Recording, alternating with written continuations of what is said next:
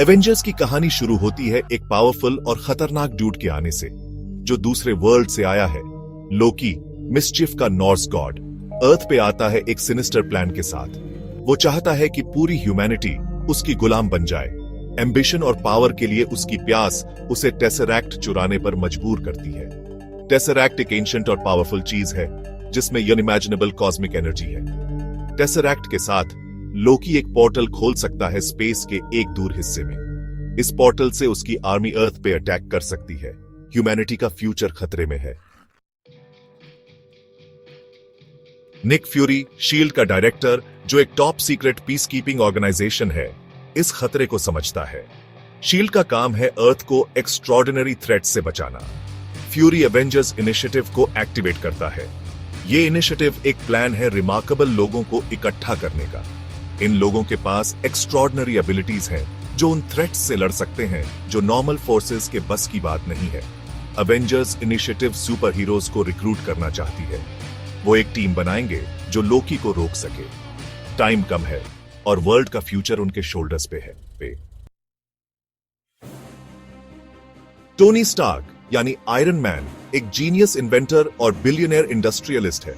वो Stark industries का CEO है, जो एक लीडिंग टेक्नोलॉजी कंपनी है। स्टार्क अपने कैरिज्मा, इंटेलिजेंस और कटिंग एज आर्मर्ड सूट्स के लिए फेमस है। ये सूट्स उसे सुपर ह्यूमन स्ट्रेंथ, उड़ने की पावर और ढेर सारे वेपन्स देते हैं। स्टार्क के जर्नी का मेन पॉइंट है एक सेल्फिश इंडस्ट्रियलिस्ट से हीरो बनना, जो ग्रेटर गुड के लिए सब कुछ रिस्क करने को तैयार है। उसका जर्नी हमें रिस्पॉन्सिबिलिटी, हमारे एक्शंस के कॉन्सिक्वेंसेस और अपनी एबिलिटीज को ह्यूमैनिटी के बेटरमेंट के लिए यूज करने के इंपॉर्टेंस के बारे में सिखाता है। स्टीव रॉजर्स यानी कैप्टन अमेरिका होप और फ्रीडम का सिंबल है। वो एक वर्ल्ड वॉर 2 वेटरन है जिसे एक स्पेशल सीरम इंजेक्ट किया गया था, जिससे उसकी फिजिकल एबिलिटीज ह्यूमन पोटेंशियल की पीक पे पहुंच गई। डिकेड्स तक आइस में जमे रहने के बाद रॉजर्स मॉडर्न वर्ल्ड में जागता है, एक ऐसा आदमी जो अपने टाइम से बाहर है। कैप्टन अमेरिका का अनवेवरिंग मॉरल कंपस, करेज और डिटर्मिनेशन उसे एक इंस्पिरेशनल फिगर बनाते हैं। वो जस्टिस, इंटेग्रिटी और राइट के लिए लड़ने के अनवेवरिंग स्पिरिट को रिप्रेजेंट करता है, चाहे कितने भी मुश्किल हालात क्यों ना हो। Section 5, Thor the God of thunder. Thor, thunder का गॉड, एक पावरफुल एस्गार्डियन प्रिंस है। अपने एन्चांटेड हैमर मिजोल्निर के साथ थॉर के पास इमेंस स्ट्रेंथ, लाइटनिंग कंट्रोल करने की एबिलिटी और एक नोबल स्पिरिट है। ओडिन, एस्गार्ड के किंग का बेटा होने के नाते थॉर का जर्नी ग्रोथ, ह्यूमिलिटी और अपनी पावर के वर्दी बनने की सीख का है। थॉर का जर्नी हमें ह्यूमिलिटी, रिस्पॉन्सिबिलिटी और इनोसेंट लोगों को प्रोटेक्ट करने के लिए अपनी स्ट्रेंथ यूज करने के इंपॉर्टेंस के बारे में सिखाता है। उसकी स्टोरी फैमिली के बॉन्ड्स और प्राइड और एरोगेंस के कॉन्सिक्वेंसेस को हाईलाइट करती है। Section 6, Hulk the unleashed rage. Bruce Banner, एक ब्रिलियंट साइंटिस्ट, हल्क में ट्रांसफॉर्म हो जाता है जब वो गुस्से में होता है या स्ट्रेस्ड होता है। हल्क एक रेजिंग ग्रीन मॉन्स्टर है, इनक्रेडिबल स्ट्रेंथ और अपने रेज को कंट्रोल न कर पाने की वीकनेस के साथ।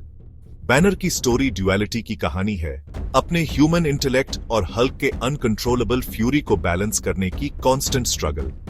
हल्क अनचेक्ड एंगर और डिस्ट्रक्टिव पोटेंशियल के कॉन्सिक्वेंसेस को रिप्रेजेंट करता है, जो हम सब में होता है।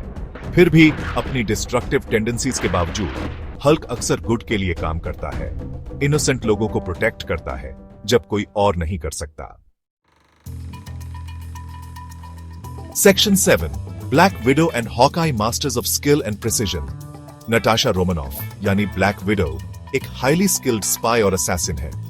रेड रूम एक सीक्रेटिव सोवियत ट्रेनिंग प्रोग्राम में यंग एज से ट्रेन की गई रोमानॉफ एस्पियोनाज, मार्शल आर्ट्स और डिसेप्शन की मास्टर है।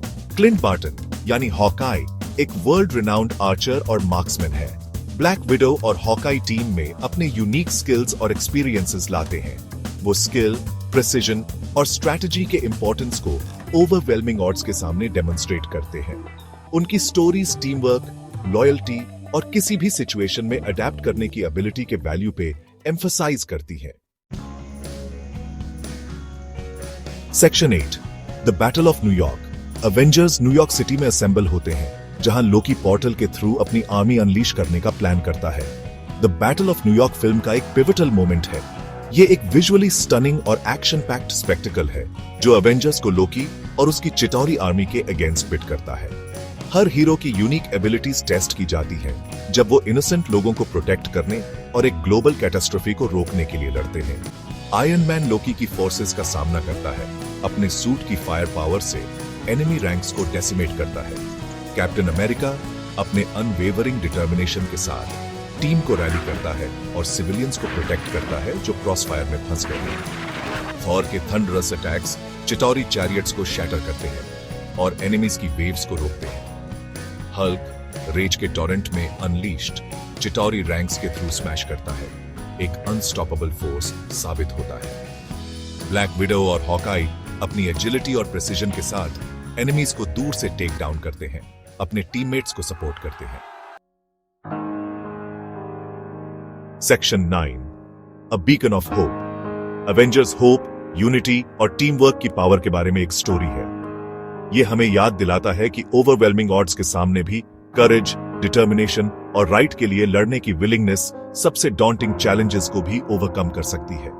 एवेंजर्स अपने डिफरेंसेस के बावजूद साथ मिलकर काम करना सीखते हैं, यूनिटी की पावर को डेमोन्स्ट्रेट करते हैं और हमें याद दिलाते हैं कि साथ मिलकर हम स्ट्रॉन्गर हैं। फिल्म की सक्सेस एंटरटेन और इंस्पायर करने की उसकी एबिलिटी में है, हमें याद दिलाती है कि इवन ऑर्डिनरी इंडिविजुअल्स भी डिफरेंस ला सकते हैं। एवेंजर्स की विक्ट्री होप की एक बीकन बन जाती है। ये प्रूव करती है कि डार्केस्ट ऑफ टाइम्स में भी हमेशा लाइट होती है और हमेशा हीरोज होते हैं जो राइट के लिए स्टैंड अप करने को तैयार होते हैं।